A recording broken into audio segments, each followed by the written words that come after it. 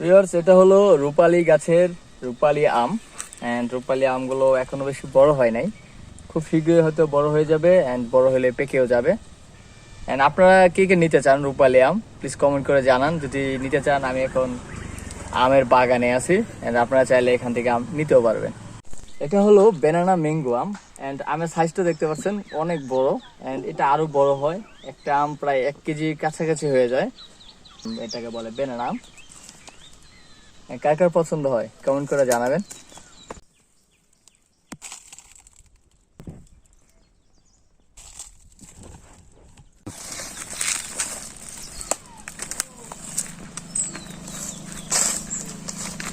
আম গাছের বাগানটা অনেক বড় অ্যান্ড অনেকগুলো আম আছে।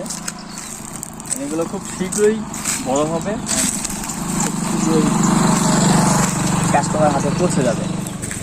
আমি একটা নতুন উদ্যোগ নিয়েছি, দেখি যদি উদ্যোগটা খুব কাজে লাগে অ্যান্ড আমিও এখান থেকে আম নিয়ে ঢাকায় সাপ্লাই করার চেষ্টা করব।